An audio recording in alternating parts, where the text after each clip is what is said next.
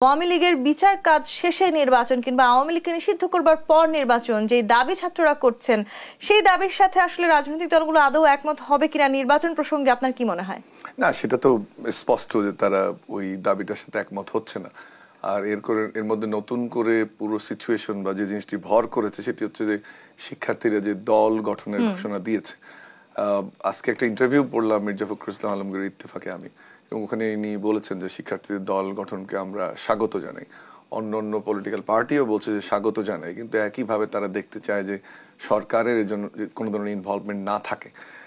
যে জায়গাটি গুরুত্বপূর্ণ সেটি হচ্ছে যে নির্বাচনের যে কথাটা সুন্দর ভাই বললেন যে একটা টেন্টেটিভ ডেট আছে, বাট আমি যে জায়গায় যেতে চাই যে 5ই আগস্টের পরের সিনারিও আর এখনকার সিনারিও ভিন্ন হয়ে গেছে শিক্ষার্থীদের দল গঠনের প্রক্রিয়ার কারণে। বিচার তো একটা চলমান প্রক্রিয়া, সংস্কার একটা চলমান নতুন দল গঠন করবে সেটিও তো খুব একটা স্বাভাবিকভাবেই আমাদের নেওয়ার উচিত ছিল। এটা তো বিএনপি তো বলছে যে স্বাভাবিকভাবে নিয়েছে, কিন্তু নির্বাচনের যে প্রক্রিয়া তার মধ্যে কি হতো যে নির্বাচনটা দেরি হলে অসুবিধা ছিল না। কখন?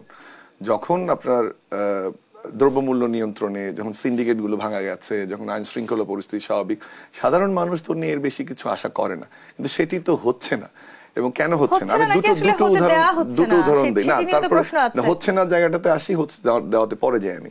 সেটি হচ্ছে যে রাজনীতিক দলগুলো যখন ক্ষমতায় থাকে তার একটা কাঠামো থাকে, একেবারে কেন্দ্র থেকে একেবারে লোকাল গভর্নমেন্ট পর্যন্ত একটা কাঠামোর মধ্যে থাকে। একটা মিছিল করতে বললে একদম কুড়িগ্রামের একটা বাজিতপুরেও একটা মিছিল হয়ে যাবে।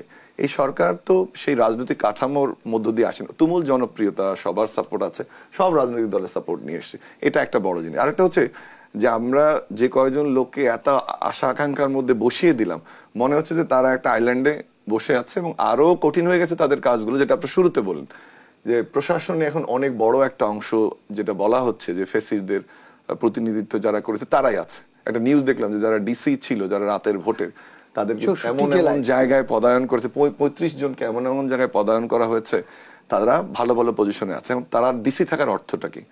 আমি পত্রিকার খবরটাকে ইন্টারপ্রেট করার চেষ্টা করছি যে তারা তাদের লোক, তাদেরকে নিয়ে আপনি কাজ করার চেষ্টা করছেন। পুলিশেও কিন্তু পুরোটা পরিবর্তন করে, অধিদপ্তর, পরিদপ্তর সবগুলো একইভাবে নিয়োগ করে। এই লোকগুলোকে দোষারোপ করলে হবে না, তারা নিজের জায়গায় অত্যন্ত সফল। কিন্তু আমি দুটো ছোট উদাহরণ আপনাকে দিই। আপনি আমেরিকাতে ধরেন সিকিউরিটি কাউন্সিল, সেই সিকিউরিটি কাউন্সিলের নানান রকম ফর্ম থাকে, ডিস্ট্রিক্ট পর্যায়ের ফর্ম, আপনার ন্যাশনাল ফর্ম, সেটা তারপরে সিকিউরিটি কাউন্সিলকে অ্যাডভাইস করে। আবার যদি জাপানের উদাহরণ দিই, যে কোনো প্রজেক্ট ইমপ্লিমেন্টেশন, দ্রব্যমূল্য নিয়ন্ত্রণ, পাবলিক অ্যাডমিনিস্ট্রেশনের ডিসিশন, লোকাল গভর্নমেন্ট, তারা এক্সপার্টদের ইনভলভ করে। এই যে কমিশন গঠন ছাড়া আমরা যেহেতু সরকারের রাজনৈতিক কাঠামোর মধ্যে নাই, আপনি কি শুনেছেন যে কোনো কমিটি হয়েছে দ্রব্যমূল্য নিয়ন্ত্রণের জন্য? আপনি কি শুনেছেন যে প্রশাসন সংস্কারের জন্য কমিটি হয়েছে, কিন্তু প্রশাসন কিভাবে রান করা যায় এক্সপার্টদের নিয়ে বসেছে?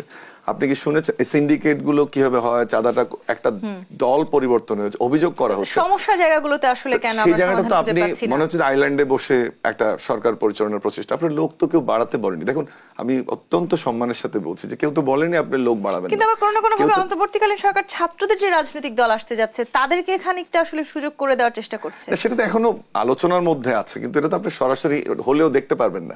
আর সেটা আমি ব্যক্তিগতভাবে দেখতে চাই না, এবং কেউ নিশ্চয়ই দেখতে চায় না যে শিক্ষার্থীদের ফেভারেবল কোনো কিছু করে। দেখুন, যেটা নিয়ে সুলতান ভাই শুরু করলো যে 15 বছর মানুষ বা 16 বছর 17 বছর ভোট দিতে পারেনি, এবং আমি বললাম যে গণতন্ত্রের শুরুটা হয়, ওই ভিত্তিপ্রস্তরটা স্থাপিত হয় নির্বাচনের মাধ্যমে। নির্বাচন তো আপনাকে করতে হবে। আরো একটা কথা, আপনি যে সংস্কারের টেবিলে অনেক আলোচনা হবে, জাতীয় ঐক্যমত্য কমিশন এটা কনসেনসাস তৈরি করতে চেষ্টা করবে, যাই আপনি করেন।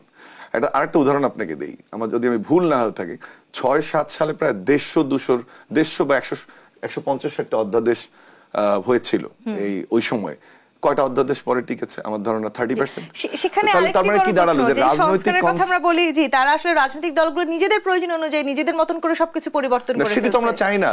সেই সংস্কারটি আদৌ আমার আশঙ্কাটা কি জানেন তন্নি, যেটা হবে যে এমন ভাবে জিনিসটা যাচ্ছে, যদি মিনিমাম সংস্কারের যে কথাটা বলা হচ্ছে যে আরপিও সংস্কার, কনস্টিটিউশন সংস্কার, দ্বিকক্ষ বিশিষ্ট পার্লামেন্ট 70, বেসিক যে সংস্কারগুলো, এই সংস্কারগুলো হয়ে তারপর নির্বাচন হতে হবে। কিন্তু দেখেন, দুঃখজনক একটা ঘটনা, আমরা প্রশাসনের যে সংস্কার কমিটি করলো, আপনার আমার কাছে কিন্তু একটা প্রশাসন, আমরা যেটা চেয়েছিলাম যে প্রশাসন রাতে ভোট করবে না, আমার জবাবদিহিতা আমার কাছে থাকবে। আমি কিন্তু চাইনি যে 2টো ক্যাডার 3টা ক্যাডারের মধ্যে 25টা ক্যাডার ভার্সেস অ্যাডমিন ক্যাডার অথবা শিক্ষা ক্যাডার ভার্সেস অ্যাডমিন ক্যাডার এই সমস্যাগুলো তৈরি করে। আমি তো একটা শব্দ ওখানে খুঁজে পেলাম না আজ পর্যন্ত যে এই প্রশাসনকে জনবান্ধব করার জন্য এই প্রস্তাব করা হয়েছে, এই প্রশাসনের জবাবদিহিতা নিশ্চিত করার জন্য এই প্রস্তাব করা হয়েছে। স্বচ্ছতার জায়গাটি থেকে না না, তাহলে সমস্যাটা তো অন্যদিকে চলে যাচ্ছে।